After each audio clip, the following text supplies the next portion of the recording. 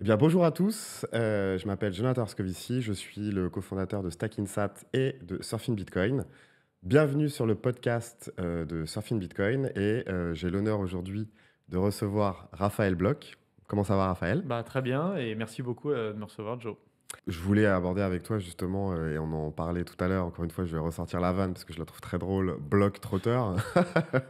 Et depuis le début de The Big Wave, je crois que tu as cette casquette, Ouais, où effectivement ton objectif, tu ça, as cette cette casquette, casquette.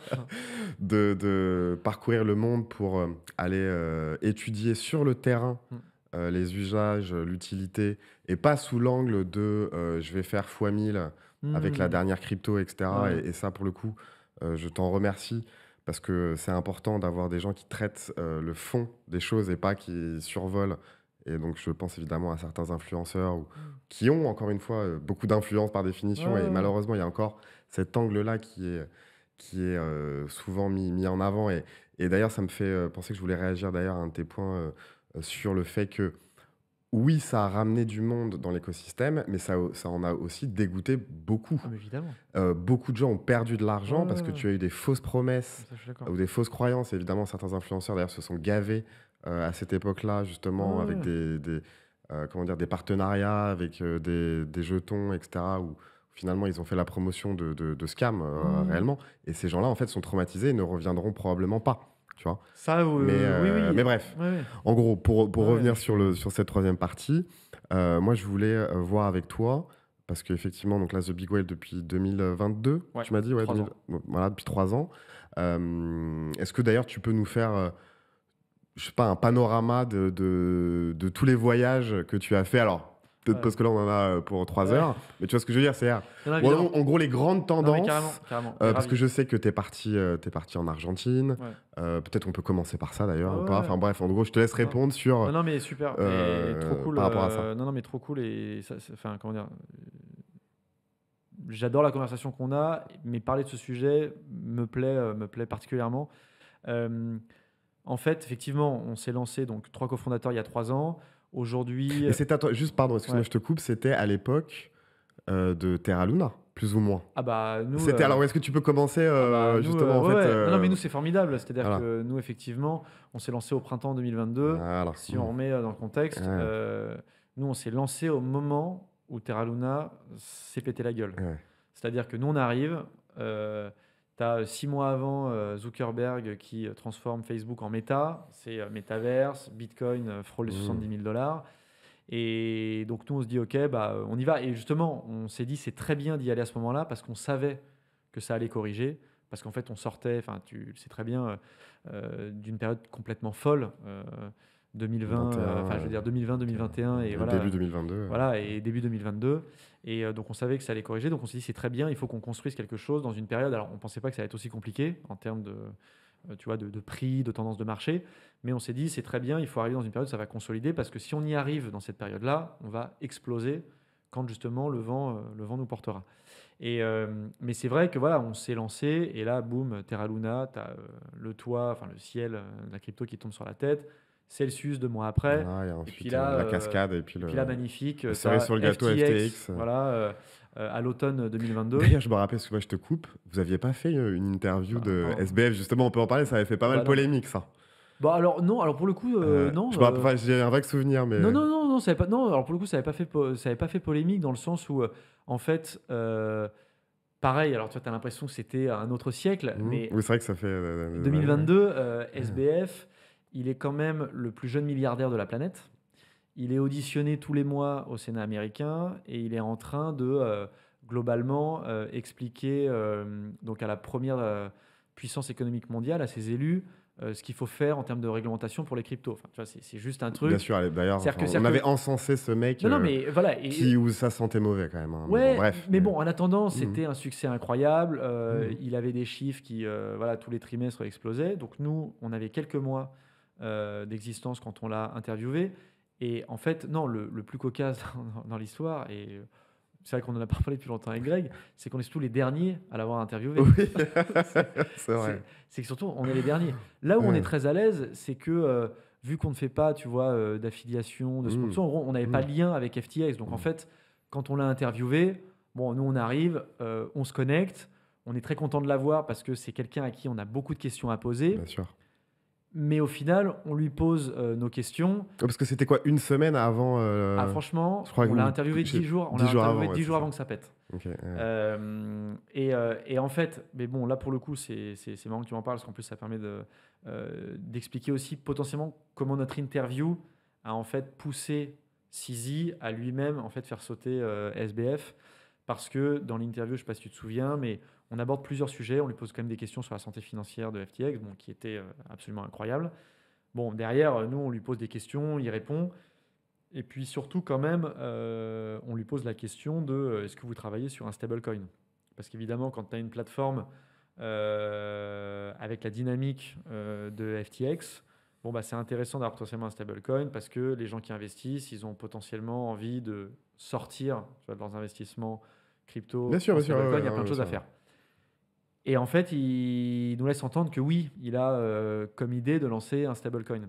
Et en fait, quand l'interview sort, c'est un carton. Elle est reprise dans pas mal de médias, jusqu'à Bloomberg. Et donc, ça fait du bruit. Et effectivement, selon nos infos, c'est ce qui aurait, entre autres, poussé en C'est fait, Sizi à en fait, se dire il faut qu'on arrête parce que lui, pour le coup, était investisseur. Enfin bref, connaissait un petit peu c'est vrai l'envers qu'il y du avait décor. Il ouais. savait qu'il y avait un loup. Et donc, potentiellement, il s'est dit, OK, là, si c'est stablecoin, ça touche les banques, enfin, ça devient systémique. Donc là, c'est un Mmh. problème. Et donc, il est pas, enfin, nous, c'est les infos qu'on a. C'est ça qui, vraisemblablement, l'a poussé, en fait, à dire, en gros, stop, et donc à balancer les infos, notamment à Coindesk. Et Mmh. donc, voilà, tu connais le scandale, et Bon, bref. après, c'est vrai que du coup, c'est un peu hors Non, non, sujet, mais non. ça Non, m'a non, mais pas c'est vu ça, mais non, non, mais alors, pour le coup, c'est là, c'est toi qui poses la oui, oui, question non, sur mais l'interview. Je sais non, mais pas. Mais bien sûr, bref. bien sûr, bien sûr. Non, mais en gros, juste parce que finalement, pour remettre Mais la ça, il faut être logique bavard, donc de fais gaffe. l'interview, voilà, après, on est Voilà. bavard, effectivement, et puis c'est vrai qu'en plus, ça fait longtemps qu'on s'est pas vu, donc c'est Ouais. super agréable de discuter. Donc finalement, il y a eu cette purge Voilà, la du purge. secteur crypto, et donc vous arrivez, Voilà, et donc, et donc nous on arrive donc dans tout ce voilà. bazar, et donc pour répondre à ta question, donc nous on était, voilà, on était trois au début, et puis ce qui est bien c'est que on est très complémentaires en fait en tant que cofondateur. Donc Mmh, Dimitri, c'est la personne que les gens ne voient pas trop, mais c'est le mmh, CEO, c'est vraiment lui qui gère tout le business. Greg, bon bah tout le monde le mmh, connaît, c'est le journaliste, tu vois, crypto francophone le plus connu. Il n'est pas connu qu'en France, hein. Moi j'ai pas mal voyagé et je me rendais compte mmh. que voilà, des gens le connaissaient, notamment en francophonie. Et lui, bah, c'est, tu vois, OG, très technique, et c'est le directeur de la recherche de The Big Well, donc c'est lui Mmh mh. qui gère notre équipe d'analystes.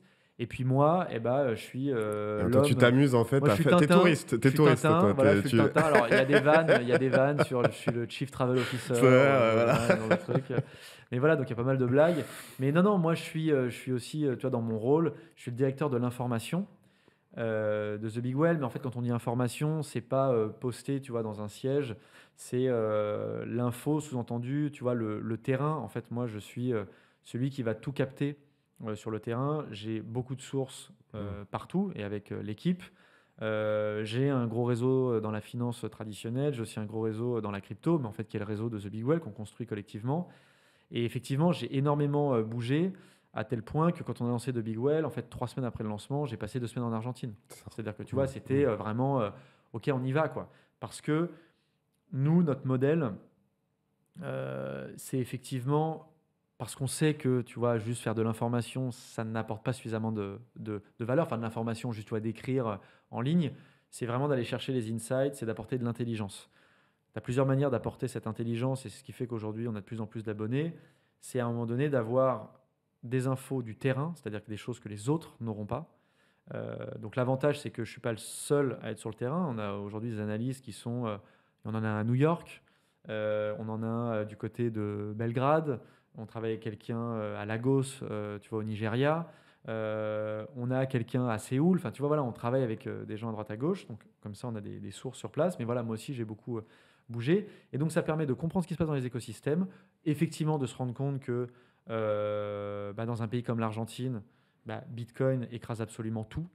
Et les stablecoins aussi. Et, les- Parlons-en, mais et voilà, justement, justement, c'est et là où. justement, et Ouais. j'allais venir sur les stablecoins via justement, tu vois, des Ethereum, Solana, qui donc permettent d'un côté de protéger en fait vraiment son épargne, mais protéger pas simplement de l'inflation, de protéger physiquement, parce que on l'oublie, mais dans plein de pays en fait, tu peux être saisi, c'est-à-dire qu'on saisit ton épargne. Donc là, Bitcoin incensurable, bon, les gens connaissent le sujet par cœur. Mais donc là, vraiment, les Argentins utilisent Bitcoin, mais vraiment pour se dire, on ne touchera jamais à mon épargne. Ça, il faut vraiment Mmh, l'intégrer. mmh, Et mmh. c'est pas je sais que toi tu le sais, mais même pour les gens qui nous écoutent et nous regardent. Donc, des pays comme l'Argentine ou Bitcoin pour ça. Et puis après, pour tout ce qui est effectivement paiement, et ben là, eux, ce qu'ils veulent, c'est effectivement ne pas avoir du peso, mais du dollar. Et du dollar synthétique Voilà, aussi pour via. se protéger effectivement en partie un peu de l'inflation, mais aussi pour Bien sûr, payer. Et donc là, l'inflation. c'est des stablecoins dollars, notamment de l'USDT qui marche très bien, donc le stablecoin de Tether. Donc voilà, donc j'ai fait ça, mais après, je suis pas simplement allé en Argentine, j'ai passé Bien beaucoup sûr. de temps en Asie. Donc j'étais Tokyo, Séoul, Hong Kong, Singapour, Et là, et Bangkok. justement, en Asie, est-ce que tu as cette dimension plutôt, Ouais, je vais caricaturer, ouais, hein, mais plutôt Bitcoin réserve de valeur, où il y a ouais, vraiment aussi ouais, des projets, j'allais dire Web3 pour ouais, reprendre le ouais, sujet d'avant, ouais, ou en gros, enfin, je veux dire, et des usages liés au stablecoin. ouais, ouais, Et est-ce que tu vois du coup des différences ouais, ouais. entre Non mais l'Amérique du Sud ouais, et l'Asie? ouais, ouais. Alors En non termes mais évidemment, de évidemment des différences. Alors ce qui est intéressant, c'est qu'on culturel, j'imagine, de base. évidemment, Ouais, non, mais ce qui est très intéressant, c'est qu'en 2025, on est quand même dans un monde qui est ultra connecté. Enfin, je veux dire, globalement, les gens, même dans les pays, tu vois, et les régions pauvres ou très pauvres, ont quand même, tu vois, la plupart du temps, accès à Internet. Donc, tu vois, on sait un peu ce qui se passe et tout le monde sait à peu près ce qui se passe partout sur la planète. Il y a évidemment des zones qui sont encore coupées d'Internet, mais donc il y a un peu cette espèce de culture mondiale. Mais en même temps, il y a évidemment des spécificités, tu vois, géographiques, continentales. Et donc, évidemment, quand tu es en Amérique du Sud, ça n'a rien à voir avec l'Asie, qui n'a rien à voir avec l'Europe, l'Afrique ou l'Amérique du Nord.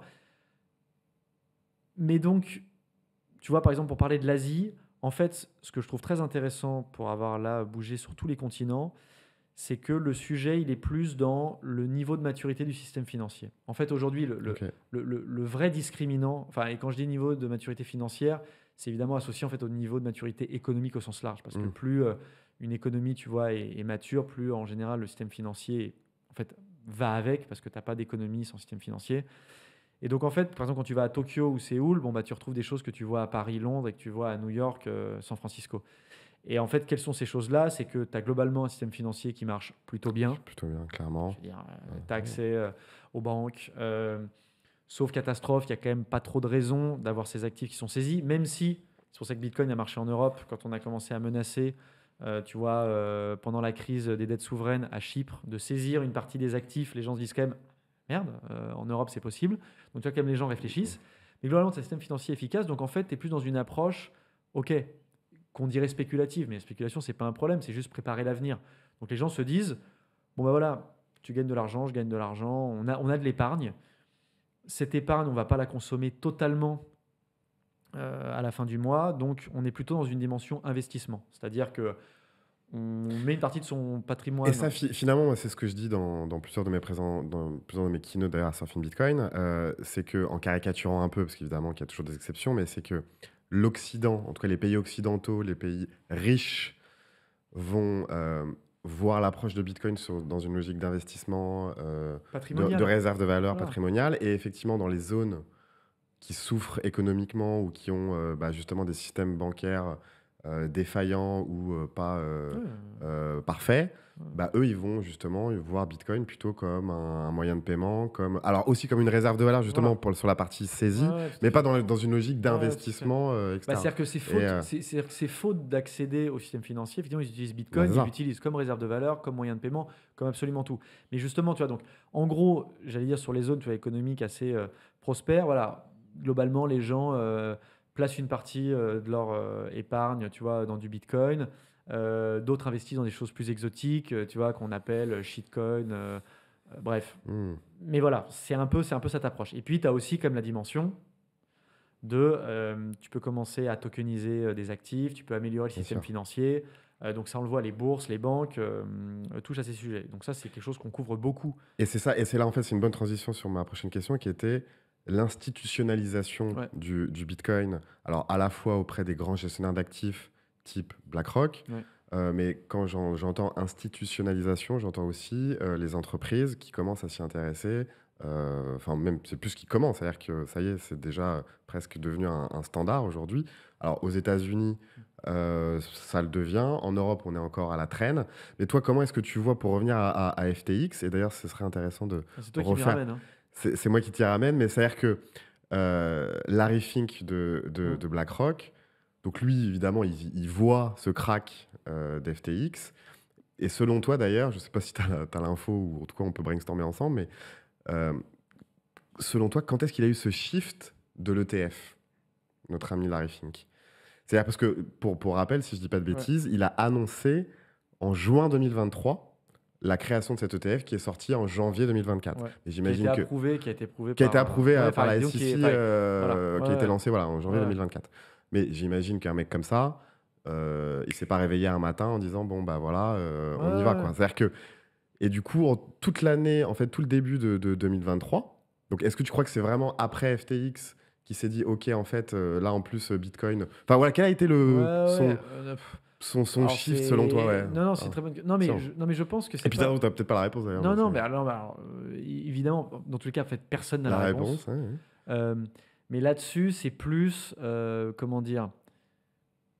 En fait, faut remettre ça un peu dans le temps long et j'allais dire dans la différence d'appréciation que des gens comme nous qui travaillons, tu vois, au quotidien sur ces sujets peuvent avoir par rapport à Larry Fink qui gère enfin Oui voilà BlackRock, c'est c'est plus de ça. 10 000 Ah milliards bah oui, premier gestionnaire heu, actif au monde donc voilà, ça ouais. d'actifs sous gestion et il y en a d'autres, qui sont un peu plus petits, mais ce sont des gens qui sont occupés par plein de choses et donc évidemment qui regardent les sujets, tokenisation, Bitcoin et d'autres cryptos, mais c'est pas non plus, tu vois, leur sujet, prioritaire. Donc en fait, non, nous on le voit, c'est-à-dire que comme en Europe, il y a beaucoup de banques, de gestionnaires d'actifs qui suivent ces sujets depuis longtemps. Après, c'est une question de j'allais dire, c'est quand même plus simple quand tu parles. Non, mais tu vois, quand tu pars de rien, de créer, tu vois, une entreprise qui est totalement, tu vois, tournée vers les cryptos, vers Bitcoin, alors que quand tu as, enfin, je veux dire, des actionnaires, tu as une histoire, tu as une réputation. Enfin, je veux dire, évidemment, quand on connaît la fin de l'histoire, on se dit, bah ouais, c'est évident.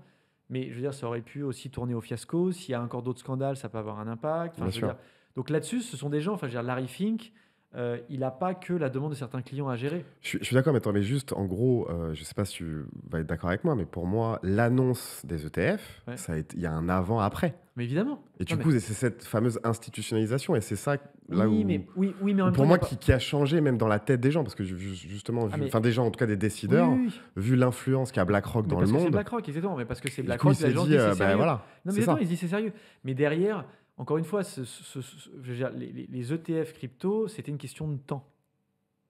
C'était une question de temps. Mm. Je veux dire, à partir du moment où tu as un marché au sens large qui fait des centaines de milliards de dollars, tu as un marché. Enfin, tu vois, on le dit même Mm. spontanément. Il y a un marché de quelques centaines de milliards de dollars. Donc évidemment que les financiers vont regarder, évidemment que BlackRock regarde. Après, je te dis, il y a notre propre impatience.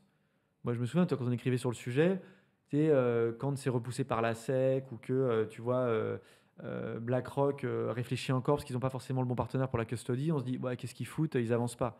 Mais non, mais parce que ce sont des gens sérieux, ça prend du temps et il faut que les solutions soient parfaites parce que tu peux très bien faire des annonces, mais rater ton lancement, c'est une catastrophe.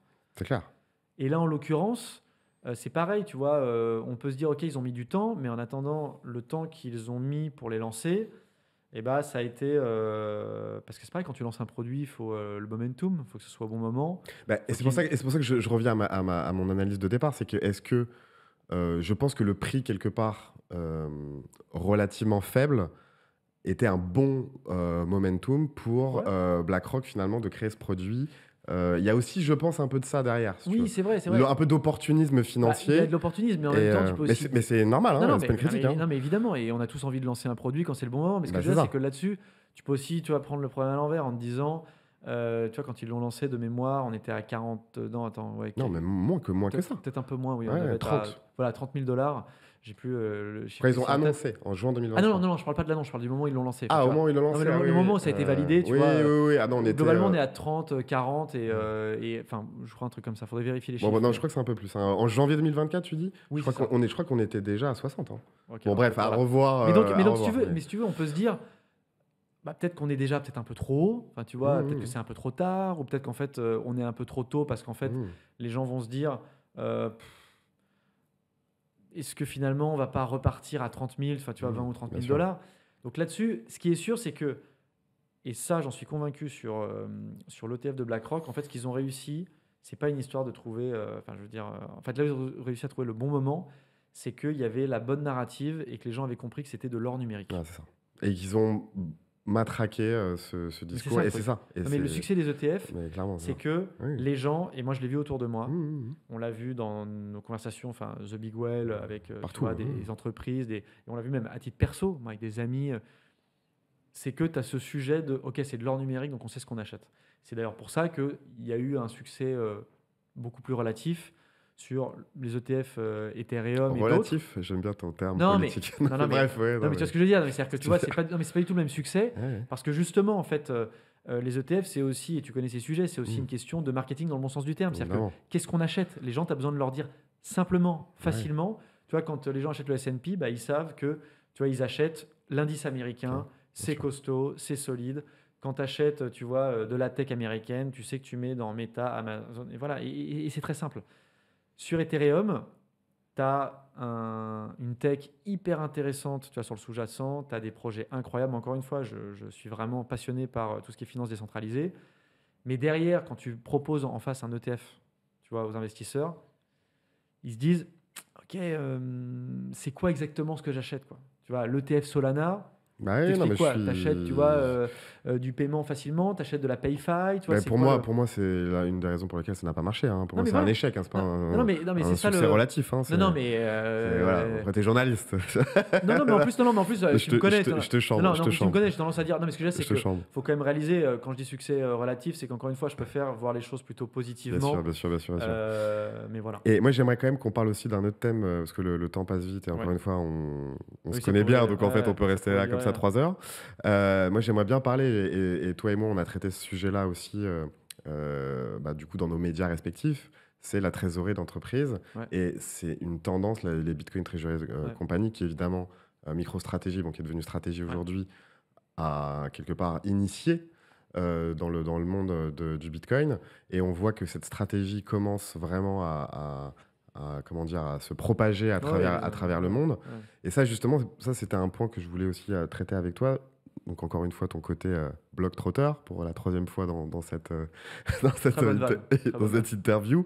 Est-ce que tu vois justement partout dans le monde des entreprises, et là, je dirais plutôt en Occident. Alors, est-ce qu'il y en a en Argentine, d'ailleurs, tu vois, et justement, évidemment, en Asie, au Japon, etc., en Europe, ça vient, et on voit que, évidemment, The Ouais. Blockchain Group, Ouais. en France, Ouais. est le pionnier en Europe, je crois, si je dis pas de bêtises. Et aux États-Unis. Enfin bref, est-ce que tu peux nous faire un peu carrément. un panorama Carrément. Je crois d'ailleurs que vous avez fait même un dossier chez The Big Ouais, Well on a fait un super dossier. sur Non, le, mais sur Greg et le, sur le l'équipe, sujet. Ouais. ils ont fait un super dossier là-dessus. Effectivement, bah, tu sais, chaque mois, on organise des événements. Donc, on a fait un événement en avril sur précisément les Bitcoin Treasury Companies. On avait Adam Back et Alexandre Lézet, donc de The Blockchain Group, et donc Adam Back de Blockstream. Donc, on a beaucoup parlé de ce sujet. J'ai pas tu vois, la cartographie précise de toutes les Bitcoin Treasury Companies sur la planète. Ce qui est sûr, c'est qu'aujourd'hui, tu en as une centaine sur la planète qui appliquent ce qu'on appelle le playbook. Quand je dis playbook, c'est la stratégie de la Bitcoin Treasury Company. C'est-à-dire que c'est pas simplement j'achète du Bitcoin. C'est ça. Et j'en mets dans C'est la qu'il y a trésorerie. toute une stratégie. Voilà. C'est qu'en fait, derrière, et tu l'as très bien dit, c'est qu'il y a le mot trésorerie, et trésorerie, ça se gère. C'est Bien pas sûr. juste accumule. Et c'est là où c'est très intéressant. C'est qu'en fait, on est vraiment sur un modèle où en fait, on ne valorise plus seulement ce que l'on produit. C'est-à-dire que tu sais, les entreprises, normalement, elles ont plutôt tu vois, une approche de leur activité par les revenus. Tu génères des revenus et après, tu vois ce que tu en fais. Et là, c'est plutôt, on a aussi une trésorerie et en fait, on va vraiment optimiser la gestion de la trésorerie et ça devient même en fait l'axe fort de l'entreprise. Ce qui est assez intéressant, c'est qu'avec Greg, on en a beaucoup parlé aussi avec l'équipe. On est aligné sur le fait que c'est un modèle très intéressant. Après, moi, je suis peut-être un peu plus, comment dire, excité par le modèle, mais aussi précisément parce que j'ai voyagé et qu'en fait, j'ai vu que ça n'était pas, tu vois, qu'un truc américain, européen. C'est-à-dire que tu as Metaplanet, tu vois, au Japon, donc en bien Asie, sûr, ça ouais. prend bien. En Amérique du Sud, en fait, et c'est là où, tu vois, ça recoupe ce que je te disais avant sur, tu vois, le niveau économique, tu vois, des pays et des régions. C'est qu'en fait, il y a beaucoup d'entreprises en Amérique du Sud, notamment, peut-être Asie du Sud-Est et Afrique, où en fait, là, pour le coup, leur priorité, c'est même pas d'optimiser, enfin, tu vois, la trésorerie, c'est déjà en fait de protéger Bah, tu vois, la ça. trésorerie. Voilà. et de pouvoir en fait opérer économiquement. Donc oui, je sais très bien qu'il y a des entreprises qui aimeraient bien en plus avoir une stratégie de Bitcoin Treasury Companies, mais en fait ce qu'ils disent avant tout, c'est vous savez quoi, on n'a pas accès aux banques. Mais c'est ça. Non, C'est mais une c'est juste. tannée. Bah voilà. Non, C'est mais une tannée pour payer, tu vois, des salariés, des fournisseurs à l'étranger.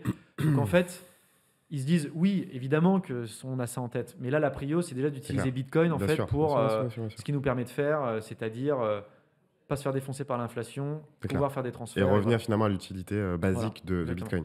Juste pour revenir aussi sur toi, ta vision du marché des Bitcoin Treasury Company, ou même du côté placement de trésorerie en Bitcoin. Ouais.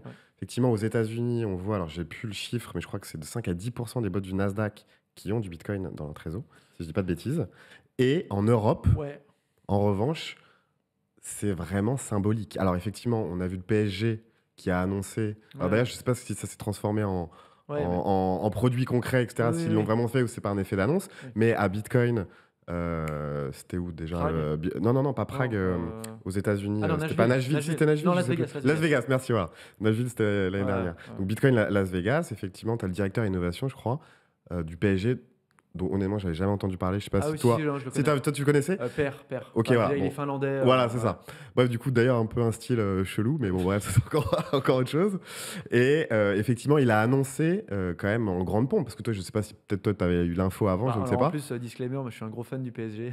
Eh bien, tu avais eu l'info Non, avant? non, j'avais Non, pas mais eu voilà. l'info. Non, j'avais pas eu Et donc, l'info. c'est quand même huge comme info. C'est-à-dire que le PSG, Oui, un alors, des principaux oui. clubs au monde, d'ailleurs vainqueur de la Ligue des Champions, petit clin d'œil, Ça, c'est pour Greg qui est fan de l'OM. voilà, c'est ça, annonce vouloir placer une partie de sa trésor en Bitcoin. Enfin, c'est un Oui. cataclysme. Mais quel est Alors, ton... Non, mais alors, justement, non, mais tu fais bien, c'est un super point. C'est là où j'insiste, enfin, vraiment sur une chose très importante, c'est qu'il y a d'un côté les Bitcoin Treasury Company, C'est ça, c'est-à-dire et- que tout est organisé. C'est ça. Non, mais c'est bien de faire la distinction. Tout est Ouais. organisé, tu vois, au sein de l'entreprise pour accumuler le plus de Bitcoin possible au bilan et de valoriser l'entreprise, je veux dire, sur la base des Bitcoins qu'elle détient. Et puis après, tu as des ratios, tu vois, enfin, Bitcoin par action. Enfin, je veux dire, il faut vraiment l'avoir en tête. C'est pour ça Clairement, que je pense qu'on va clairement, avoir clairement. quelques catastrophes. Clairement. C'est qu'il y a des entreprises qui se lancent là-dedans sans comprendre qu'il faut s'organiser. Vraiment, de ce point de vue-là, Alexandre Lézet, il faut vraiment l'écouter. Après, encore une fois, peut-être que ça tournera mal. Je veux dire, une entreprise, par définition, on ne sait pas exactement comment dire, où elle sera dans 10 ans. Bien sûr. Ce qui est sûr, c'est qu'il a vraiment implémenté ce playbook, il suit la stratégie. Et on voit aujourd'hui comment ça marche en bourse. Après, encore une fois, si ça se trouve, ça va se retourner. Bien sûr, bien sûr, tournant de bien sûr. cycle. Si Bitcoin s'effondre, ça va être compliqué pour eux. Mais bref, tout est-il qu'en attendant, ça marche. Et puis après, Tu vois, non, mais c'est bien de faire la distinction. il y a les autres entreprises Mmh. de Big Whale. On n'est pas une Bitcoin Treasury Company, on a du Bitcoin. Bah voilà. Voilà. Et effectivement, il y a beaucoup d'entreprises qui ont du Bitcoin. Alors, pareil, petite incise, j'imagine que dans les entreprises que tu mentionnes dans le Nasdaq aussi, on sait qu'il y a des entreprises qui acceptent le paiement en Bitcoin. C'est ça. Ils se retrouvent avec du Bitcoin en trésorerie. Et c'est là où, tu vois, je dirais même qu'il y a peut-être deux types d'entreprises qui Aussi. détiennent du Bitcoin. Il y a celles qui en ont acheté. Et celle qui... Ouais, Et mais... celles qui en ont reçu. Je vois ce que tu veux dire, Dans le mais sens, déjà, c'est un pied dans la Ah, mais on porte. est d'accord. Si tu veux. Donc, mais là-dessus, on est donc d'accord. Quand effectivement... Tesla, on est bien d'accord. sûr. Quand Tesla, Ouais. Elon Musk accepte les paiements en Bitcoin, évidemment que c'est potentiellement une manière de se constituer, tu vois, Voilà. un petit Ouais, pactole. Mais après, tu as aussi celles, tu vois, qui vont effectivement en acheter, ce qui est déjà un signe énorme. Et puis après, tu as celles qui vont effectivement se dire, en fait, pour nous, c'est vraiment, comment dire, un hedge contre l'effondrement Bien sûr. programmé des monnaies fiat, donc euro-dollar, et en fait le futur livre de compte de l'économie mondiale. Et donc il faut absolument en fait que tout soit organisé par rapport à Et la finalement, pourquoi en Europe? Parce que moi, c'est la vision que j'ai. On est quand même en retard. Enfin, de toute façon, en Europe, on est en retard sur beaucoup de choses. Hein, voilà. Enfin, je ne t'apprends rien. Ouais. Mais en France, finalement, alors moi Non, mais- moi, en fait, pourquoi je te Ouais. dis ça? Parce que donc, je dirige Stack Insat, comme Ouais. tu le sais. Et nous, en fait, aujourd'hui, on a environ 500 entreprises clientes de Stack Ok. Insat Ok. qui épargnent en Bitcoin. Donc, sauf que la typologie de ces entreprises, elle est très spécifique. Oui. C'est des TPE. TPE, ouais. Voilà. Donc, en gros, c'est effectivement des entreprises de petite taille. Souvent, c'est le dirigeant qui est déjà lui-même convaincu Oui. qui en achète via son Ouais. entreprise. Donc, tu as évidemment beaucoup de holding patrimonial. Ouais. Et tu as des TPE, PME. Nous, notre plus grande entreprise, je crois, cliente, elle fait 20 ou 30 millions d'euros de chiffre d'affaires, ce qui est déjà énorme. C'est déjà beaucoup. C'est déjà Ouais. énorme, mais c'est vraiment Oui, presque un oui. cas extrême. Non, mais c'est pas le CAC Parce 40, que, on est et voilà. Et d'accord. donc, Ouais. pourquoi est-ce que je te dis ça? C'est que nous, justement, en voyant quand même cet engouement aux États-Unis sur le placement de Bitcoin dans la trésorerie des entreprises, on s'est dit, tiens, on va essayer d'augmenter la gamme, enfin la cible, Ouais. et d'aller chercher des ETI. Hmm. Des ETI, voire des boîtes cotées. Et effectivement, aujourd'hui, quand tu discutes avec les entreprises françaises, donc du coup ETI, Ouais. grandes entreprises, ça n'imprime pas. Ouais. Ça Mais c'est. n'imprime pas. Oui, mais Et honnêtement, enfin, je veux dire, c'est presque rassurant dans le sens où, enfin, je veux dire, tu es une ETI, tu vois, française, tu as 500 salariés, tu es un fournisseur, je sais pas, tu vois, d'équipementiers automobiles ou, je sais pas, tu vois, tu es un prestataire, tu vois, de la filière nucléaire, enfin, tu vois, il y a plein mm. d'entreprises comme ça, de très belles entreprises françaises. En fait, c'est même pas une question qu'ils négligent le sujet, ou c'est qu'ils ont tellement de préoccupations. Oui, mais bon, aux Euh, États-Unis aussi. non, mais aux États-Unis, non, mais Enfin, je attends, veux dire, non, mais aux États-Unis, en fait, aux États-Unis, t'as pas du tout un emballement. Enfin, je veux dire, je suis allé 3 fois aux mm. États-Unis là, ces 9 derniers mois. T'as pas un emballement de dingue autour du Bitcoin, de toutes les entreprises Mm. qui en achètent. Je veux dire, J'ai pas dit toutes les entreprises, mais on sent qu'il y a une tendance quand non, non, même. non, franchement, là-dessus, Non, tu sens pas une non, tendance non, mais il y en a, non, ouais. mais attends, il y a une centaine d'entreprises, tu Mm. vois, à l'échelle mondiale, qui aujourd'hui sont des Bitcoin Treasury Companies. Je parle pas de Mais celle-ci, même, mais justement. Je même, parle mais même les autres. Non, mais alors, franchement, très sincèrement, je veux dire, enfin, en tout cas, à ma connaissance, il y a Mm. pas d'études, tu vois, précises. Nous, effectivement, c'est des chiffres qu'on essaie un peu d'avoir. Aujourd'hui, moi, il n'y a rien qui me montre que tu as beaucoup plus d'entreprises, tu vois, qui achètent du Bitcoin ou même, tu vois, des cryptos aux États-Unis qu'en Europe. Non, ce qui est sûr, c'est que le contexte a totalement changé aux États-Unis, que l'arrivée de Trump avec changement à la tête de la SEC, avec des politiques beaucoup plus pro-crypto, a changé l'environnement, et que aujourd'hui, un entrepreneur crypto se sent bien aux États-Unis. Les fonds s'intéressent beaucoup plus à lui. Enfin, je veux dire, les politiques sont très pro-business. Donc en fait, quand il y a besoin de faire bouger un peu des choses, bah, ils sont prêts à le faire. Mais après, non, honnêtement, c'est pas sur la dimension, tu vois, les entreprises qui vont mettre le Bitcoin en trésorerie. Franchement, ça va venir au fur et à mesure. Après, ce qu'il faut juste se dire, c'est que la raison sociale, tu vois, d'une entreprise, à un moment donné, c'est, tu vois, elle a un objectif, elle Bien veut sûr, bien développer son sûr. business, et qu'effectivement, tu as beaucoup d'entreprises, enfin, notamment en France, tu en as 50 000 qui font faillite, enfin, C'est tu vois, clair. qui se retrouvent Bien sûr. Et puis en ce en moment, voilà, faillite chaque le année. contexte économique Le n'est contexte est absolument pas du compliqué. tout À un favorable. moment Hein. donné, c'est vrai que tu vois, nous, on a effectivement du Bitcoin, mais c'est aussi une conviction. Il s'avère qu'on a aussi, tu vois, des stablecoins, on a aussi du cash. Donc c'est vrai qu'on va d'abord utiliser le cash plutôt que le Bitcoin, évidemment, Évidemment. si on en a besoin. Mais derrière, les entreprises, elles ont besoin. Enfin, tu vois, là, le but, c'est pas de thésauriser pour thésauriser, quoi. Mm. Leur but, c'est si elles sont short cash, et ben en fait, le Bitcoin, c'est plus leur problème. Et si elles ont du cash, et ben elles vont plutôt essayer d'investir, tu vois, de développer leur marché. Donc il y a aussi ça qu'il faut avoir en tête. Après, je pense que le vrai sujet, et ça va être un gros chantier, et tu le sais, tu es bien placé avec StackingSat, c'est il y a encore beaucoup de retail, effectivement, enfin d'investisseurs particuliers qui vont arriver, et je pense qu'une bonne partie va venir aussi de banques, de fonds qui vont travailler avec Bien vous, qui sûr, seront bien sûr. partenaires ou qui Mm. seront parfois seuls, et qui vont effectivement offrir des solutions, tu vois, d'achat, de vente de Bitcoin, un peu de custody, Bien sûr, des choses comme ça. bien sûr. Ça, effectivement, et là, aux États-Unis, ça va peut-être aller un peu plus vite, parce qu'une fois que les Américains s'y mettent, bon, bah là, Bon, c'est. bah là, ouais, non, c'est clair, c'est clair. Alors, parce que le temps passe encore une fois très vite, et il y a vraiment un sujet que je voulais traiter avec toi, parce que c'est un sujet d'actualité, et je pense que The Big Whale le traite particulièrement en ce moment, c'est évidemment les stablecoins et l'euro Ouais, numérique. ouais, Et moi, j'aimerais du coup commencer par cette différence stratégique entre l'Europe et les États-Unis, où on va revenir très rapidement à Biden, à l'époque où il était président. On sentait qu'il y avait cette dimension quand même de dollar numérique, déjà, qui était latent. ouais. Alors effectivement, Trump... Je vais être un peu vache, mais franchement, Ouais. Biden, il défendait pas grand-chose. Enfin, il était plus tellement en Oui, état non mais où. voilà, non mais je suis d'accord avec Ouais, toi. Mais on va dire qu'il y avait quand même cette petite musique qui trottait. ouais. Et effectivement, Trump, lui, au moins a clarifié le sujet en disant jamais les États-Unis ne vont émettre un dollar numérique. Bon, ça au moins c'était très clair. Ça a tué justement la confusion Ouais, qu'il pouvait y avoir. ouais. Et ça, pour le coup, personnellement, j'ai trouvé ça évidemment une très bonne nouvelle que Trump assume de manière aussi aussi tranché quelque part, aussi radical. Et je crois que là, pour le coup, c'était à Bitcoin Nashville qu'il avait déjà fait Oui, il a beaucoup cette été dans annonce. la campagne, ouais, tout à fait. Voilà. Euh, et effectivement, là, ça s'est concrétisé par quoi? Par ce Genius Act. Hmm. Voilà.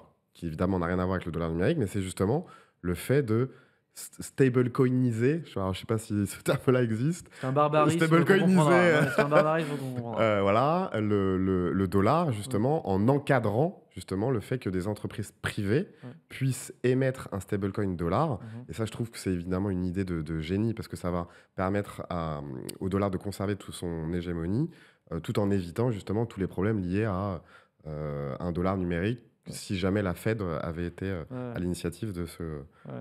de ce projet. Justement, toi, comment tu vois ça? Et puis, en fait, ma deuxième question, mais bon, je pense je vais la reposer tout à l'heure, mais et la vision de l'Europe par rapport, Ouais.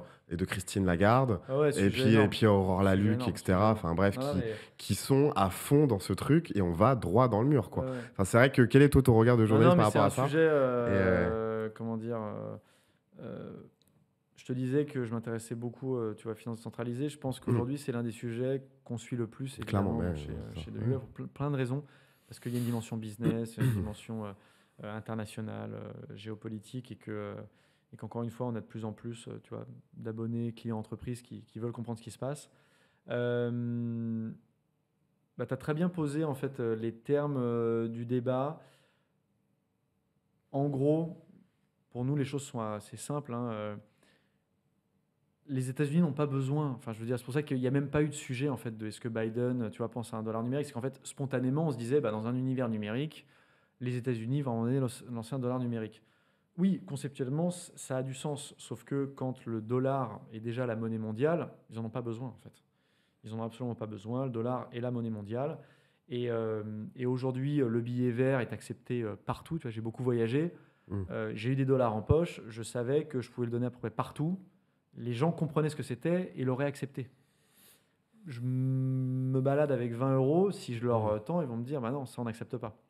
Donc là-dessus, c'est pas un sujet. En fait, ce qui se joue, c'est que aujourd'hui, l'économie numérique au sens large ne cesse de se développer. Et en fait, ce qui se joue, c'est la dollarisation. Enfin, plutôt savoir en fait quelle est la monnaie de l'univers numérique. C'est vraiment ça en fait, le grand sujet de demain.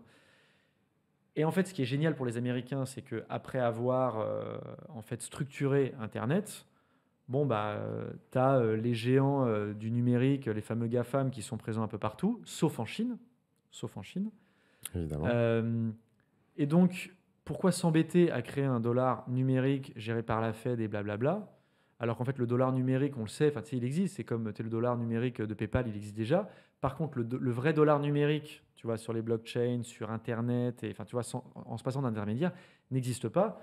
Et ben, c'est génial. On va laisser nos champions nationaux les créer. On va laisser les banques américaines Ouais, mais en fait c'est distribuer génial. le dollar Ouais, partout. ouais, bien Et sûr. c'est un plan qui est extraordinaire. Bien sûr. Et c'est d'ailleurs pour ça qu'on voit par exemple finances décentralisées dans les stablecoins partout. Aujourd'hui, le marché, c'est même pas qu'il est un peu américain, beaucoup américain. Il est américain. Clairement. C'est du dollar américain partout. Tu prends les 250 milliards de dollars de stablecoin, tu as 249,560 milliards Bref, en dollars. 99%. Voilà. Et tu as le bien reste sûr. un peu en euros, tu as un peu en sterling, et bref, il y a ça. Derrière, et quitte à te faire hurler, moi je suis contre, à titre personnel, l'euro numérique. Ah, mais moi je suis évidemment contre. Non, mais attends. Ah, Non, c'est pas ça. ah d'accord, ouais, parce Non, non. que, pardon, je t'ai pas laissé finir ta phrase. Je suis contre l'euro numérique, mais simplement il faut comprendre, parce qu'on échange aussi avec la BCE et d'autres banques centrales, il faut comprendre pourquoi la BCE et toutes les autres banques centrales de la planète travaillent sur des euros numériques, enfin sur des euros numériques, sur des euros numériques, sur des yens numériques, sur des monnaies numériques. C'est pas un hasard, c'est-à-dire qu'il n'y a pas que la BCE où ils sont idiots, et non, c'est des gens très intelligents. C'est qu'en fait, face aux États-Unis, la Fed, donc qui n'a pas besoin de dollar numérique parce que le dollar est la monnaie du monde, le seul moyen de te protéger en fait de cette colonisation numérique du dollar, bah, vu que tu n'as pas de champion du numérique, tu vois, pour l'euro numérique et les choses comme ça, comme du yen numérique, et ben en fait, c'est d'imposer par voie légale, en fait, sur ton territoire, un euro numérique. Je dis pas du tout que c'est la bonne voie à suivre. Je dis simplement que en fait, l'euro numérique est une réponse défensive qui est très mal présenté par la BCE, mais je te rassure, le débat est le même avec le yen numérique, le débat est le même avec tous les euro-like numériques. Enfin, les MNBC, quoi. Les MNBC, exactement. Mais en fait, ce sont des projets qui sont défensifs. C'est-à-dire qu'en fait, le seul objectif de ces euros numériques, et encore une fois, nous, on suit les discours de Christine Lagarde, on échange avec la BCE, on échange avec les élus. Quand on comprend bien ce qu'ils veulent faire, c'est juste de dire, OK, on a envie que dans l'univers numérique, eh bien, il n'y ait pas le dollar par défaut, mais il y ait de manière légale imposée l'euro numérique. Et le problème, c'est que, en fait, s'ils avaient à la limite la possibilité de faire comme les États-Unis, de dire, eh ben, vous savez quoi, on va passer par nos géants et compagnie, ils le feraient. Oui, bah alors après, je suis pas vraiment d'accord avec toi. C'est-à-dire que on a évidemment la loi MiCA qui est passée là sur les stablecoins. sur les stablecoins. C'est-à-dire que on voit que ils font tout pour mettre des bâtons dans les roues des entreprises françaises. Typiquement, on peut parler de Société Générale Forge, qui effectivement a lancé qui est la filiale donc crypto pionnière de Société exactement. Générale. Et effectivement, déjà, on peut féliciter Jean-Marc Stenger et ses équipes ils font super boulot. d'avoir lancé ce projet. Mais effectivement, moi, je me mets à sa place. Ah non, mais- Quand tu vois Mika, alors de manière générale, parce que nous, effectivement, avec Stackinsat, on est aussi soumis à ce régime Mika, mais en tout cas, spécifiquement pour les stablecoins, bah voilà, ça leur a mis encore une épine dans le pied. Non, Voilà, mais- c'est plus qu'une non, épine, mais- quoi. non, mais là-dessus, je suis Alors d'accord. et que justement, l'Europe aurait dû accompagner ces mastodontes, parce que les mastodontes, effectivement, c'est pas des géants du numérique type Meta, c'est des grandes banques. Et quelque part, elles auraient pu trouver un cadre qui permettrait à ces grandes banques, comme la Société Générale, qui était pionnière en la matière, de pousser finalement c'est là où... un stablecoin euro. Oui, mais c'est là où malheureusement les choses sont plus compliquées que cela, parce Bah oui, qu'aujourd'hui, non, mais je veux dire, c'est des sujets que je connais par cœur depuis maintenant plus de 10 ans. Sur les paiements, aujourd'hui, il y a 13 pays dans l'Union européenne, 13 pays, c'est-à-dire la moitié, qui par exemple n'ont pas de système de paiement nationaux. Ils utilisent Visa ou Mastercard. Voilà. Non, mais c'est pour ça que c'est pas qu'une histoire d'avoir les banques. C'est pour ça que je précise bien que ce sont les banques, les acteurs du paiement, PayPal, Visa, Mastercard, et les gens du numérique. C'est tout ça qui fait... Il suffit pas qu'il y ait Meta et Amazon qui s'y mettent. C'est, encore une fois, l'approche américaine, l'initiative privée. On a des champions dans tous les domaines, et c'est en fait la connexion de tous ces champions, c'est-à-dire à la fois sur le paiement, sur la partie bancaire et sur la partie en fait vraiment infra d'internet, que ça prend. C'est-à-dire qu'il ne suffit pas d'avoir BNP Paribas, Société Générale pour que ça prenne. Il faut aussi qu'il y ait les relais de paiement. Aujourd'hui, en Europe, il n'y a qu'en France où, à la limite, on a effectivement le GIE carte bancaire, qui est une alternative à Visa et Mastercard. C'est le petit scheme qu'on voit sur le CB. Mais derrière, sur tous les autres pays, on ne l'a pas. Donc, encore une fois, on a l'impression, et ce n'est pas du tout pour défendre l'arrivée d'un euro numérique, moi je pense que c'est une erreur. Mais ce que je veux dire, c'est que c'est juste, j'essaye aussi, c'est mon job, d'essayer de te mettre à la tête. Et en discutant bien avec sûr, eux, en fait, bien on sûr. comprend pourquoi ils font ça. Et parce qu'aujourd'hui, en fait, on n'est pas suffisamment armé pour effectivement être fort sur les stablecoins euros. Maintenant, ce n'est pas parce qu'on n'est pas suffisamment armé qu'il ne faut pas livrer cette bataille. Et c'est là où je pense qu'on commet une erreur. Et effectivement, là où tu as raison, c'est que la BCE donc, se dit on a besoin de cet euro numérique et il faut comprendre comment ils voient les choses. Et là-dessus, de manière défensive, ils ont raison. Là où effectivement ils ont tort, et tu as totalement raison, c'est qu'ils disent aux banques, et la BCE est le superviseur des banques de la zone euro, n'allez pas trop vite sur les stablecoins euros, attendez qu'on sorte notre euro numérique. Et le seul problème, c'est que l'euro numérique ne sera pas disponible avant 18 mois. Et encore une fois, je suis contre ce projet, mais quand bien même il serait disponible pas avant 18 mois. Et donc derrière, et là je trouve que c'est en fait ce qu'il y a de pire au-delà de la dollarisation de l'économie numérique, c'est qu'en plus on rentre dans une ère avec les stablecoins et la blockchain, où en fait on va avoir une monnaie qui est améliorée. C'est-à-dire que depuis des siècles, en fait, on a une monnaie qui est plutôt standardisée, c'est-à-dire technologiquement. Après, basique. Voilà, c'est-à-dire que qui est basique, on a des billets, des pièces. Alors après, je dis ça et en même temps, c'est faux parce que justement, la technologie de la monnaie a toujours évolué. Et donc là, on va se retrouver avec des monnaies numériques, mais où en fait, d'un côté, elles vont être développées par des champions de l'innovation, et de l'autre, même s'il y a un appel d'offres de la BCE, des gens qui vont travailler ensemble, il n'y a pas trop de concurrence. Et en fait, on va en plus avoir un euro numérique qui est potentiellement moins intéressant, moins rapide, moins disponible. Donc en fait, on revient à l'époque où tu avais tu vois, les banquiers vénitiens qui ont compris qu'il fallait mettre des comptoirs partout sur le monde. Et donc, c'est la route des Indes. C'est tu commences à, tu vois, t'échanger des lettres de change. Et donc, en fait, les Américains sont un peu en train de renforcer leur position alors qu'on n'arrête pas de dire vous allez voir le dollar va Bien tomber sûr. parce qu'on fait les mauvais choix. Mais après il faut aussi comprendre pourquoi toutes les banques centrales de la planète travaillent sur l'euro numérique. Enfin, Mais alors aussi, pareil, alors j'ai plus le chiffre et probablement que tu vas m'éclairer là-dessus, c'est la population n'en veut pas. Enfin, alors je sais pas s'il y a eu des sondages là-dessus oui, sur, oui, oui. voilà, est-ce que les Français ou les Européens, et je sais pas si tu as des chiffres actualisés là-dessus, mais il me semble que tu as une large majorité des Français qui ne veulent pas de cet euro numérique. Donc en gros, quelque part, même le politique, encore une fois, n'écoute pas les citoyens. Tu vois. Oui, alors non, non, mais Euh, là-dessus, je suis. Enfin, Ce qui est comment dire encore Non, non, un mais alors, élément non, non, supplémentaire mais pour non, leur dire, les gars, en fait, non, non, mais alors là-dessus, tu as raison, mais c'est pareil, ça nous emmène sur un sujet qui est, tu vois, la démocratie, sur mm, la question de la monnaie, qui est mm, effectivement l'un des seuls sujets qui échappe vraiment, on va dire, à la décision du peuple. Là-dessus, j'ai pas précisément de sondage en tête. Là-dessus, si aussi on est qu'à monnaie de 2 minutes, mm. tu poses beaucoup de questions aux Européens sur Oui, l'Europe, globalement, tu vas te prendre c'est vrai, baffe sur baffe, quoi. c'est Enfin, je vrai, veux dire, il y a peu de choses où ils vont dire c'est extraordinaire. c'est vrai, c'est vrai. Maintenant, et puis bon, si on pousse encore un peu plus le truc, dans tous les cas, il y a un vote, hein. Il y a le Parlement européen qui est en train de travailler. Justement, Christine Lagarde a Mm, demandé au Parlement européen, quand même, parce qu'il faut un texte hein, pour créer l'euro numérique. C'est pas bien la sûr, BCE qui va dire on y va. Donc la BCE a besoin de ça, mais c'est qu'une fois qu'il y a le texte du Parlement, qui a quand même été élu par les Européens, démocratiquement, ouais, donc ouais. ça reste quand même démocratique. Donc après, la BCE pourra avancer. Mais oui, c'est sûr qu'il y a une opposition, et c'est justement, tu as un très bon point. C'est aussi pour ça que, alors, si en même temps il y a une obligation légale, ça va s'imposer. Mais le problème, c'est que, je te dis, le risque, c'est qu'on se retrouve dans une situation où, ok, c'est très bien. On va dire en Europe, faut absolument utiliser, tu vois, l'euro numérique. Mais en même temps, on sait, toi comme moi, que dans un univers qui est de plus en plus ouvert, et donc potentiellement, les gens pourront aussi de plus en plus utiliser, tu vois, un stablecoin dollar, où on te passe du rendement directement, Bien sûr. tu Ouais. vois, sur ton portefeuille Et donc, ce que tu veux dire, numérique. c'est que finalement, il ne sera pas utilisé. Bah, le Et que, risque, voilà, c'est ça. le risque, c'est que même si tu l'imposes Mais voilà. officiellement, tu Mm. as quand même des gens qui vont dire ah non, mais attends, moi je veux ça, Bah, je bien m'en sûr. fous, je me crée un compte à l'étranger. Enfin, donc, en fait, le vrai sujet, c'est qu'on se tape en fait avec cette histoire d'euro numérique, la dure réalité, euh, j'allais dire, d'espèce de désarmement, mais pas qu'européen, hein, mais désarmement. C'est pour ça que la Chine en fait a fermé son territoire là-dessus et que tu vois, il n'y a pas les acteurs, tu vois, numériques américains, il y a les acteurs, enfin tu vois, il y a les banques chinoises, les géants de la tech chinois.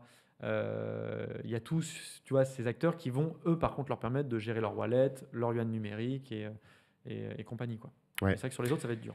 Et c'est vrai que finalement, ça rejoint un petit peu ce qu'on se disait tout à l'heure, parce que finalement, en termes de calendrier, dans 18 mois, on va s'approcher de 2027, de la Mm. présidentielle, et c'est peut-être là où justement, Oui, effectivement, même si c'est un ça, sujet européen et qui échappe un peu, on le c'est voit sûr, bien.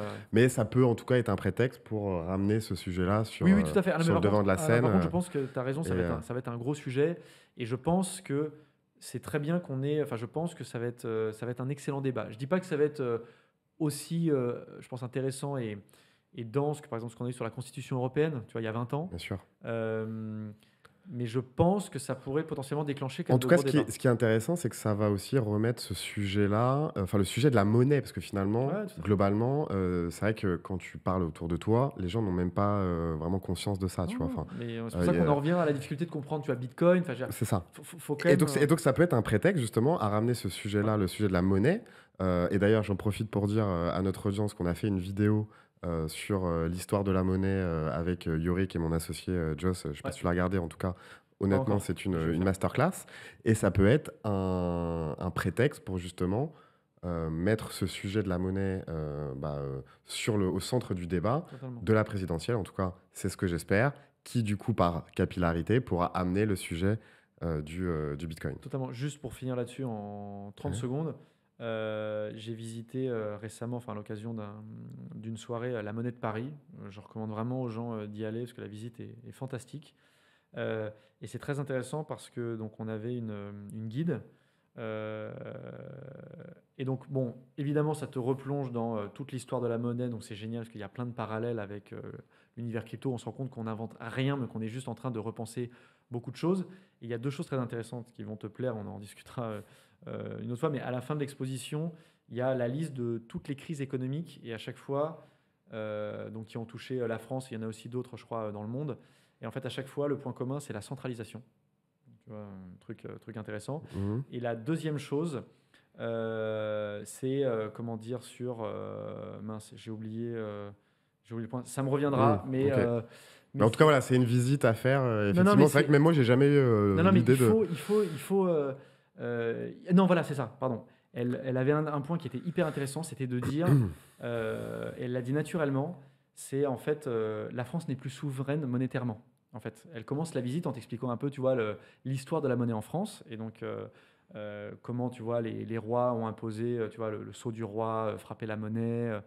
Et en fait, elle te dit, bah voilà, depuis qu'on a l'euro, en fait, et ça interpelle en disant, voilà, on n'est plus souverain là-dessus. C'est pour ça que quand tu parles de débat, tu vois, dans la campagne, et je pense malheureusement que c'est un débat qu'on peut avoir, mais vu qu'on n'est plus souverain monétairement parlant, ça dépend maintenant de l'Union européenne, c'est un vrai Hmm, sujet qui implique derrière de se dire, ok, on va sortir de l'Union européenne. c'est vrai. Bon, là, c'est encore un autre débat. Non, non, évidemment, mais voilà, juste. Mais ok, bon, du coup, on a beaucoup parlé, Raphaël, c'est toujours un plaisir. Je voulais Ouais, quand même très rapidement aborder The Big Whale, même si on ouais, en a parlé quand même plus ou moins tout au long de ouais. cette interview. Effectivement, à Surfing Bitcoin 2022, on avait fait une table ronde ensemble d'ailleurs, que j'avais Oui, oui, moi-même oui. animée. Oui, c'est vrai. Voilà, sur le business model des médias en général et des médias crypto. Ouais. Bon, je vais te poser deux, trois questions parce qu'effectivement, tu avais fait un certain nombre d'annonces à ce moment-là sur la tokenisation de votre abonnement, sur voilà, un média 100% financé par ses abonnés, Mhm, sans sponsoring. mhm. Où est-ce que vous en êtes Ouais, aujourd'hui? Est-ce que finalement, ce que vous aviez promis à l'époque, ouais. quelque part, c'est un petit bilan Ouais, ouais, ouais, deux, non, non, trois ans mais plus tard, sur les promesses, est-ce que du coup ces promesses ont été ouais. tenues ou est-ce que ce qui peut arriver dans une entreprise, Ah de ouais, totalement. pivoter et Non, non, puis mais de faire totalement. d'autres Non, non, choix mais totalement. euh, Non, non, totalement. Et effectivement, enfin, c'est très bien d'en parler. Nous, on le fait. Enfin, le paradoxe, nous, en fait, le paradoxe de notre position, c'est que on est donc, tu vois, une plateforme de recherche d'infos sur les actifs numériques. Donc, en fait, on parle beaucoup des autres. Et c'est vrai que parfois, on peut être un peu oublié, tu vois, de parler de voilà. soi, même si, bon, je pense quand même. Alors après, c'est vrai qu'on le fait beaucoup avec notre communauté. On essaie de communiquer le plus possible. On publie quand même, tu vois, un bilan annuel. On raconte ce que l'on fait. Effectivement, je me souviens très Ah, le bien bilan, de. il est public? Ah non, enfin, Euh, quoi, à vos actionnaires, mais pas vous publiez pas votre bilan. Si? Si, si, non, non, si, si, on l'a publié, que je dise pas de bêtises, c'était en début d'année. Tu vois, le nombre d'abonnés, Ok. nos revenus, tu Mais vois, voir le bilan comptable de la boîte, c'est ça que tu veux dire? bah, pas tout le bilan comptable, Ah, mais en fait les ah, chiffres. Non, mais tu vois, d'accord, ok. c'est revenus, D'accord, ok. Ouais. tu vois, le Enfin, nombre les d'abonnés. principales métriques, quoi. Ouais, exactement. Non, Hmm, non, voilà. Et ça, ok. c'était quelque chose qu'on voulait faire. Donc, effectivement, on l'a fait, si je dis pas de bêtises, c'était en début d'année, donc sur l'année 2024. Mais toujours est-il que, bah voilà, en 3 ans, on a fait évidemment beaucoup de choses. Bon, ce qui est intéressant, c'est que par rapport à la table ronde qu'on a vue, tu vois, aujourd'hui, on est une quinzaine hein, quand même à Hmm. bosser dans l'équipe. On est 10, tu vois, full-time sur le projet. Et puis après, on a aujourd'hui, en fait, je dis une quinzaine, mais c'est plutôt peut-être une vingtaine. Après, on a une dizaine d'analystes, donc ils sont répartis aux Hmm. quatre coins du monde, qu'on est très content d'avoir. Donc, sur ce que j'avais annoncé, en fait, sur la tokenisation de l'abonnement, c'était pas exactement la tokenisation de l'abonnement. C'est comme tu le sais, on a lancé, en fait, la première année un NFT. Ah oui. Voilà. C'est ça. Non, non, non, non, non, mais Ouais. et qui est, enfin, je veux dire, qui était un énorme succès dans le sens où, en fait, c'est un NFT donc pour les fondateurs. Ok. Aujourd'hui, les fondateurs, en fait, ont payé. Donc, tu sais, c'était à l'époque 1000 euros. Hmm. Ils ont toujours accès. Donc, c'est un abonnement à vie. Ils ont toujours Et ils en accès. font quoi de ce NFT? Mais non, mais le NFT, c'est Ouais. simplement ce qui montre, en fait, ce qui te Ouais, permet d'être d'accord. connecté à la plateforme et, Ok. tu sais, en fait, juste de dire, voilà, moi, je suis détenteur du NFT et ça me permet à la fois d'être abonné, de venir au dîner, de venir aux events. Enfin, tu vois. Ok. Après, on n'a jamais expliqué que ce NFT allait, tu vas permettre de prendre une navette spatiale, voilà. Non, mais je veux dire, on n'avait pas fait de surprise, donc on avait ce Ouais. NFT. Et après, c'est vrai qu'on a beaucoup exploré et on continue d'avancer sur en fait quelque chose qui va même au-delà. C'est même pas la tokenisation de l'abonnement. C'est qu'en fait, notre modèle qui nous intéresse, c'était celui de en fait staking à subscription. Hmm. Donc en fait, c'est pas, enfin, parce que en fait, tokeniser un abonnement, ça veut rien dire. Hmm. En fait, nous, notre sujet, c'est plus de potentiellement demain, au lieu en fait d'avoir des abonnés qui versent comme Netflix, Hmm. tu vois, de l'argent chaque mois, c'est en fait ils vont staker. Alors bon, pour un Bitcoin Maxi, c'est C'est toujours voilà, un peu un truc, compliqué, mais mais bon. voilà. Non, mais Non, j'entends, non, non, j'entends. voilà. Non, mais tu stakes et en fait, donc tu accèdes à nos contenus, à nos events. Mais l'avantage, c'est que tu peux potentiellement en fait récupérer, tu vois ce que tu as staké quand tu veux. Donc en fait, tu n'as pas dépensé. Tout ce que tu as dépensé, c'est effectivement les intérêts générés par le staking. Donc là-dessus, on continue d'explorer cette piste. Et je vais être honnête avec toi, c'est compliqué. C'est compliqué parce qu'en fait, tu as une question de... même pas de modèle économique en fait, parce que ça, on en est convaincu. C'est plus de... aujourd'hui, et c'est pour ça que j'en viens à notre modèle, nous, en fait, on a des abonnés retail, mais en fait, on a une énorme traction côté entreprise. Voilà. Je me doute. À tel point qu'on est en train de travailler en fait à la fin de l'abonnement juste retail. C'est-à-dire que tous les abonnés fondateurs y auront toujours accès. En tout cas, ad vitam, aeternam, ils auront accès à The Big Well. Mais par contre, les gens qui étaient abonnés en mensuel, annuel, ça en fait, on va l'arrêter progressivement. Mais c'est-à-dire, du coup, que deviendront ces... Bah, ils C'est-à-dire auront que le pas... retail ne pourront plus... Exactement, en fait, on va passer que par les entreprises. Voilà, Ok. voilà, on va Ah ouais, que- vous coupez totalement... Bah, en fait, on le coupe parce qu'aujourd'hui, c'est vrai que... Alors, c'est pas facile parce qu'on a des abonnés. Bah ouais, On en a ouais. beaucoup. Ok, oui, c'est intéressant. J'avais raté ce... Non, mais oui, mais ce- parce qu'en fait, pourquoi on le fait? C'est après vraiment une question de cohérence du produit. Ok. Ouais, C'est-à-dire ouais, que... ce que tu dis là a du sens. Hein, Non, non, mais voilà, non, non, mais le- honnêtement, et en fait, ce qui se passe, c'est que, mais c'est pour ça que c'est aussi un choix qui est en fait paradoxalement assez simple à faire, c'est qu'en fait, les gens qui sont abonnés en retail sont en fait les mêmes Oui, qu'on a côté entreprise. entreprise, oui, voilà. Et c'est pour ça qu'on aligne. Mais par contre, là où ça change des choses pour nous, c'est qu'en fait, c'était dans le parcours client, c'est-à-dire dans la manière qu'on a d'onboarder, tu vois, une entreprise ou des retail. En fait, ce qui s'est passé, c'est que voilà, on a de plus en plus de retail qui étaient abonnés chez nous, et puis après, en fait, qui disaient ah bah non, en fait, moi Bah je oui, je veux le fais... l'abonnement après, entreprise. ouais. Donc on s'est dit ok, bah au fur et à mesure, on va Ok. basculer tous ces gens-là. Donc il y a ça. Et donc derrière, pour répondre sur tu vois, le staking à sub, Mm. en fait, ça pose des enjeux de bah, comment les entreprises vont. Oui, je comprends. C'est-à-dire que sur le retail, c'est facile de staker, sur les Oui, entreprises, oui, c'est un oui. peu compliqué. Donc voilà, on attend. Ok. On va y arriver, mais ça prend. Et... Donc il y a ça. Sur les sponsoring. Ouais, voilà, bah, c'est ça, parce que bah, non, mais effectivement, il nous, y a... c'est des licences. Non, mais ça a nous, été un... bah, non, mais alors, non, mais nous, là-dessus, on n'a pas varié Ou des liens d'alpha. d'affiliation, Oui, ou oui. des articles Non, sponsorisés, mais ou tout ce genre ça. de trucs. Non, Donc non, ça, mais ça a dit, vous faites pas. non, mais Ah ouais. on fait pas. Aujourd'hui, on a une centaine de clients entreprises. Ok. Donc c'est bon, petit clin d'œil. Je crois que StakingSat n'est pas voilà, C'est vrai. client C'est vrai, chez c'est nous. vrai. Non, c'est voilà, vrai. non, mais donc on a des entreprises Mmh. crypto, des petites, des très grosses. Je vais pas citer des noms en Mmh. particulier, mais il y en a plein que vous connaissez. Et puis on a aussi bah, en fait de plus en plus de grandes entreprises. Ok. Donc bah, beaucoup de grandes banques, des fonds, des assureurs, des corporates. Donc non, mais ce qui est Retail, intéressant, c'est conso. qu'on sent que... Parce que j'imagine que c'est principalement des entreprises françaises. Ou Alors, pas, du coup, ouais, justement, quelle est la part... Alors, ouais, c'est un très bon point. En fait, aujourd'hui, quand même, alors le paradoxe, et c'est vrai que ça a beaucoup changé en 3 ans, c'est qu'aujourd'hui, on a une audience qui est plus importante sur la partie anglo-saxonne que française. D'accord. Ça Vous, grandit, ça ah, grandit. vous avez quoi? Votre audience En- anglophone est l'audience, supérieure à la ouais, francophone? elle est aujourd'hui, enfin, Incroyable. c'est touche-touche, quoi. C'est touche-touche. Ok. Mais Ok. parce qu'en Donc fait, ça, c'est l'audience, mais pas forcément vos clients. alors oui, mais en fait, les deux commencent à se croiser. Parce qu'en Ok. fait, vu que précisément, nous, on n'est pas sur. Tu sais, en fait, un média, il y a deux modèles. Ouais. Soit c'est l'audience, soit c'est le produit. Donc en fait, vu que nous on vend un produit, en fait naturellement l'audience s'aligne sur le produit. Donc en fait, quand on a une audience qui devient de plus en plus anglo-saxonne, en fait le produit Mmh. à la fin est consommé par plus en plus d'anglo-saxons. Ce qui est donc en fait nous encore une fois, vu qu'on vend un produit, donc l'accès à de l'intelligence via des rapports, des dashboards, notre réseau et nos events, bah en fait oui effectivement on ne fait pas d'articles sponsor, on ne fait pas d'affiliation parce qu'en fait c'est comment dire. C'est pas le modèle qui correspond à ce qu'on a Mais envie de oui, faire. bien sûr, Tu bien me sûr. connais depuis, Bien depuis des sûr. années. Et en fait, c'est ce qui fait, vu qu'on est dans un environnement où tous les autres ne font que ça, c'est ce qui fait en fait qu'on a ce succès parce que les gens voient bien la différence dans la manière qu'on a de travailler, dans la qualité de ce que l'on produit, parce que je revendique le fait qu'on a vraiment une recherche qui est d'une qualité en fait incomparable. Voilà. Après, d'autres diraient la même chose d'eux, mais je pense que c'est Bien normal, sûr. on est content de ce qu'on fait. Évidemment. Donc voilà, donc il y a tout ça. Et puis voilà, non, la seule chose qu'on fait sponsoriser, mais ça c'est public, c'est les événements qu'on Bah, c'est ça que j'allais organise dire. C'est que justement, chaque en gros, mois. et ça, alors je sais pas si tu peux donner des proportions, mais ça, c'est quoi? C'est symbolique par rapport à vos revenus ou c'est En fait, justement où tu sens qu'une alors, tendance. non, alors, non, honnêtement, quand tu es une start-up, enfin, il n'y a rien de symbolique en fait. Mm. Donc quoi qu'il arrive, si tu veux, de l'argent qui rentre, enfin, je pense que tu es mieux Bien placé pour le sûr. savoir.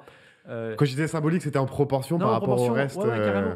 Non, aujourd'hui, j'ai pas le chiffre exact. En fait, pour te donner une idée, en fait, nous, aujourd'hui, on a commencé avec les events à Paris. Là, on commence à en faire en Suisse et on en fait maintenant, enfin, on va en faire à l'étranger. Moi, je prépare à Londres. En fait, notre objectif, c'est que nous, on n'est pas une boîte d'événementiel, on ne le sera jamais. Mhm. Donc en fait, pourquoi on a pris des sponsors sur chaque event, c'est qu'au départ, nous, on organisait nous-mêmes, donc à nos frais. En fait, ça nous coûtait de l'argent plus le temps de l'équipe. Et après, en fait, on a commencé à faire des events où on était break-even, c'est-à-dire qu'on perdait plus d'argent, on était break-even, parce que là, on demandait, tu vois, un petit sponsor. Et en fait, on a augmenté les prix sur les sponsors. Pourquoi? Parce qu'en fait, on veut embaucher quelqu'un à plein temps. Bah, Voilà. mhm. C'est un truc tout con. C'est qu'en fait, nous, notre but, c'est pas de... Donc, Mhm. pour te donner une idée, tu vois ce que ça représente, nous, notre but, tu vois, à l'année, c'est d'avoir une personne full-time avec, on pense, une Mhm. stagiaire. Donc voilà à peu près ce que ça représente, tu vois, Ok. en termes de revenus. Donc en fait, nous, notre objectif avec ces events, c'est surtout de réunir la communauté. On a beaucoup de gens qui ne connaissent pas forcément, enfin, comment dire, qui connaissent les cryptos, mais qui, tu vois, en fait, utilisent aussi ces events pour venir, qui derrière, tu vois, s'abonnent via des licences. Donc en fait, c'est surtout ça, nous, l'intérêt. Mais c'est vrai qu'aujourd'hui, nous, on gagne de l'argent sur les events, comme on en gagne sur les licences. Mais sur les events, le but, c'est vraiment de prendre quelqu'un en CDI et qu'en fait, on ne soit plus mobilisé, nous, directement, parce qu'aujourd'hui, Ouais, oui, ça prend un temps fou. Non, bah, mais de tu le toute sais, façon, je le sais très bien, je suis voilà. Donc, organisateur donc, euh, d'événements. Donc, donc voilà, ouais. donc c'est vraiment Ouais. ça.